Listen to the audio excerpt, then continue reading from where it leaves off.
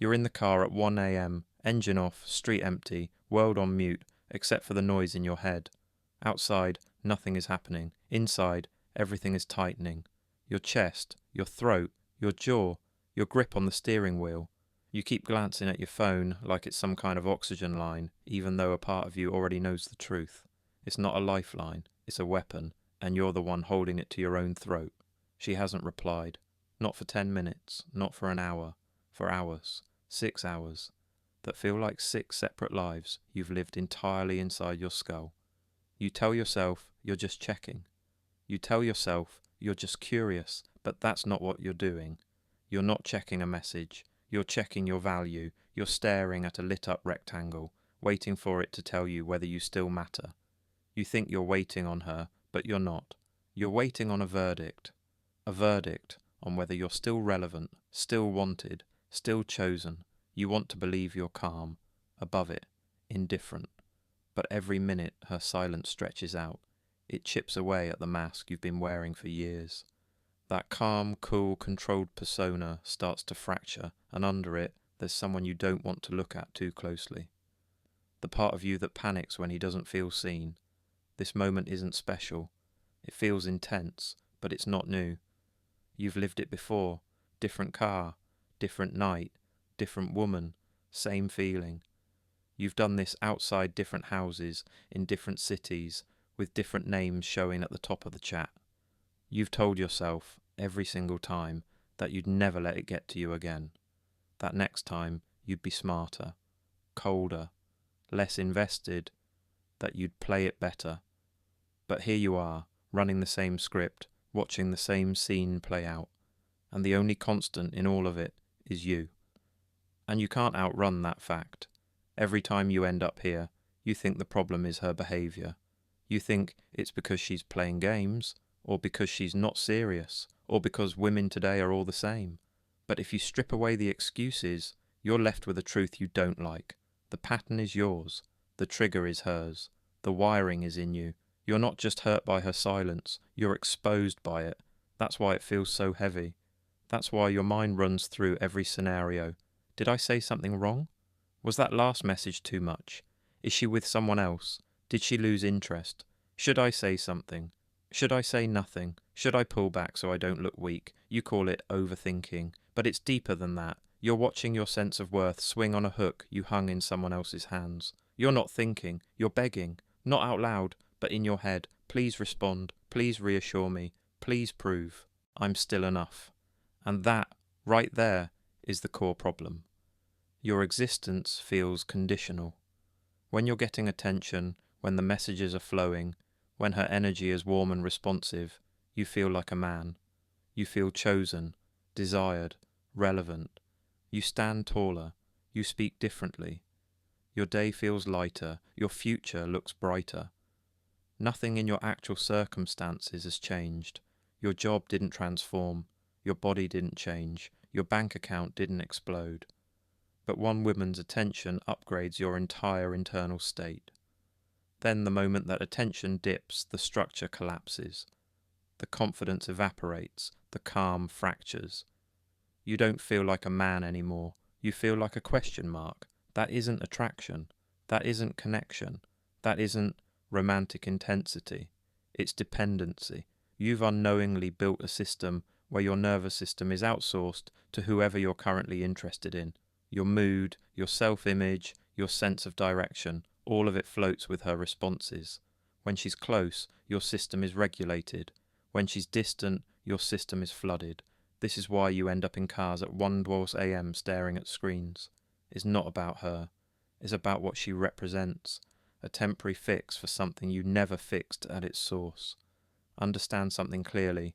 You're not addicted to her. You're addicted to what you feel when she validates you. That is why her silence hurts more than it logically should. If she was just a person, just a preference, just someone you like, her not messaging back would be mildly disappointing, and nothing more. But she's carrying more weight than that in your mind. She's become a symbol, a mirror, a judge, a supply line for the feeling that you matter. When you tie your identity to external feedback like that, especially female feedback, you make yourself easy to break. It doesn't take cheating to shatter you. It doesn't take open cruelty. It only takes non-response. It only takes inconsistency. It only takes a slight shift in tone. And suddenly your entire internal architecture starts shaking. This is the part most men never want to admit. It's not just the modern dating scene that's breaking them. It's their own lack of internal structure. The version of you sitting in that car tonight, scrolling, staring, replaying, rationalizing, that version is a boy psychology operating inside an adult body.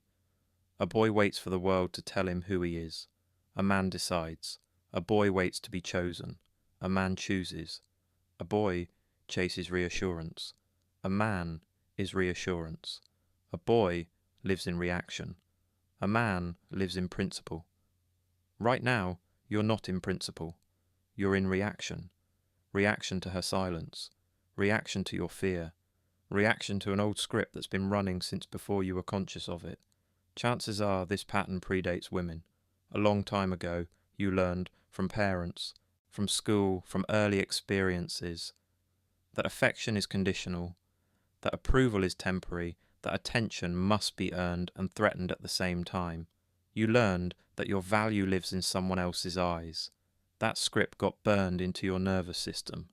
Now, decades later, every woman you get attached to ends up activating the same core fear. If she pulls away, it proves I'm not enough. That's why your mind doesn't just think, she's busy. It jumps to, she's done with me. I said too much. I'm too much. I've ruined it. She's losing interest. I always mess this up. You don't respond to the event itself. You respond to the story, your wounds attached to it. And here's the important distinction. The event is neutral. The story is lethal. The event, no reply. The story, rejection, abandonment, proof of inferiority. The event, her energy drops. The story, you've been replaced by a better man. The event, she's inconsistent. The story, you are not worth consistent effort. None of those meanings are built into the event.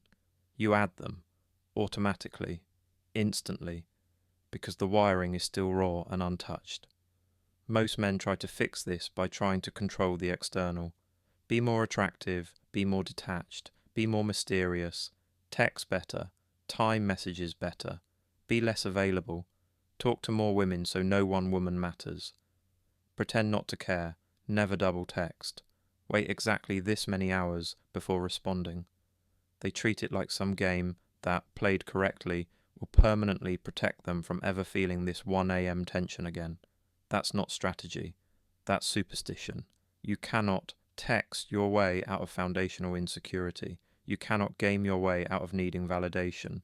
You cannot solve an internal deficit by stacking external tactics on top of it.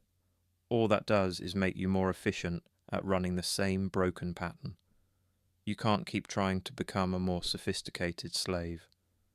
If you want to stop ending up in this car, in this moment, with this sick feeling in your chest, you have to shift the entire frame of how you relate to women, to attention and to yourself. Here's the hard line. You sitting there waiting is not about her choice. It's about your lack of one. You didn't choose your standards. You didn't choose your boundaries. You didn't choose your emotional rules.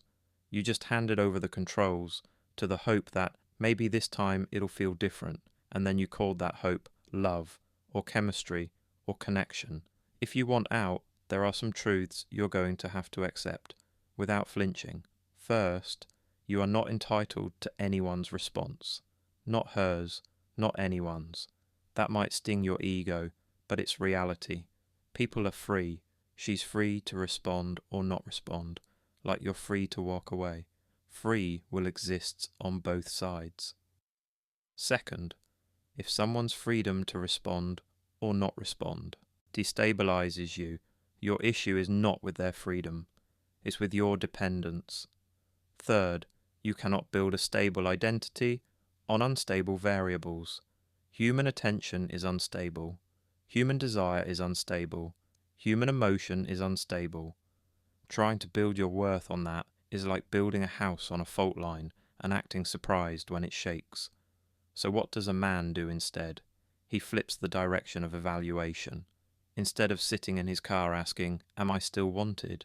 he starts asking, "Is this dynamic worth my time? Is this woman meeting my baseline for respect, consistency, and clarity?" Instead of thinking, "Did I mess up? Did I scare her away?" he thinks, "Does this behavior align with what I accept into my life?" It's not arrogance, it's alignment. You're not better than her. You're not above her. You're just done living like your only job is to audition, because that's what you've been doing, auditioning, performing, trying to get the role, trying to get the part in her story, smiling at the right times, saying the right thing, hiding the wrong thing, adjusting yourself to keep the energy flowing, then pretending you're being authentic when you're not. You already know what performance feels like. You feel it in your body when you're with her. The slight hyper-awareness, the tension, the constant micro-calculation. If I say this, will it make me look needy? If I don't respond, will she lose interest? If I show how much I like her, will that push her away? None of that is the psychology of a man grounded in who he is. That's the psychology of someone trying not to lose access to a feeling. What you actually want is to become the kind of man who doesn't have 1 a.m. conversations with his own fear in parked cars. Not because he never gets disappointed or rejected, but because those experiences don't collapse him anymore. That doesn't come from indifference, it comes from structure. Internal structure looks like this. You know what you stand for. You know what you tolerate. You know what you refuse to negotiate. You know what you bring. You know what you won't chase. You don't get that clarity from reading motivational quotes. You get it by sitting with the exact discomfort you're in right now and refusing to escape it with another text, another fantasy, another rationalization. Right now, you want relief. You want to send a message, or stalk her activity, or invent a story where everything is fine, just delayed. You want to medicate the feeling. That's the habit that keeps you weak. What you actually need is not relief. You need data. What is this moment telling you about yourself? How quickly your mind equates silence with worthlessness. How reflexively you take uncertainty as a personal indictment. How much power you've given someone who hasn't earned that level of influence. This is intelligence. This is X-ray vision into your own system. And most men waste it because they don't like how the scan looks, so they destroy the machine instead of fixing the bones. You can keep doing that. You can keep using women as anesthetic and calling it passion. You can keep throwing yourself against the same emotional wall, hoping this time it doesn't hurt. Or you can decide in a moment like this that you're done being emotionally illiterate about your own reactions. Here's the sober truth. If you don't change how you're built, it doesn't matter who she is. Swap her out with any other woman and the pattern will repeat. Maybe not immediately, maybe not in month 1, but eventually, when the novelty fades and the vulnerability creeps in, you'll be right back here. Same car, different name. So what does change in how you're built actually look like? It means you stop making attention your metric. You stop using female response as your scoreboard. You start building your life so full that no single thread holds it together. Purpose first, direction first, standards first, discipline first.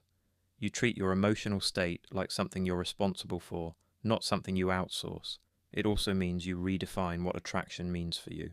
Instead of, "I want her because she gives me a high," it becomes, "I want her if she aligns with my values, respects my time, and shows up with the same level of clarity I bring." That shift alone filters out most of the chaos you currently subject yourself to. And on a more brutal level, it means you accept loss as part of the game instead of treating it like a death sentence. If a woman can't match your standard of communication, if she's inconsistent, if she weaponizes silence, if she thrives on keeping you guessing, she's not a challenge to overcome. She's disqualified, not because you're angry, because you're done paying psychological rent for someone else's immaturity. That is where male power lives, in the willingness to walk away. Not for show, not as a tactic, but as a natural consequence of knowing your own value.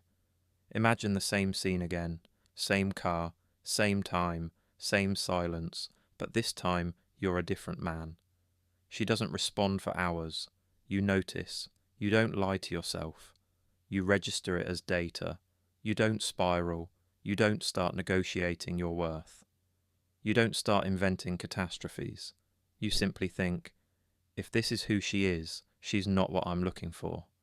You go home, you sleep, You wake up, you handle your business. You don't obsess over someone who refuses to show up with basic reciprocity. You don't write stories in your head about what her behavior says about you. You know exactly what it says. It says something about her. That's it. You don't need that behavior punished.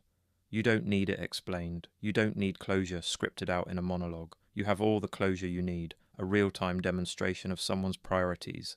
That's where you're heading if you're serious about this work. Toward a life where no person becomes your emotional landlord, where attention is appreciated but not required, where silence is information, not a death blow, where your nights are spent resting, building, planning, living, not sitting in a parked car, bargaining with your own insecurity.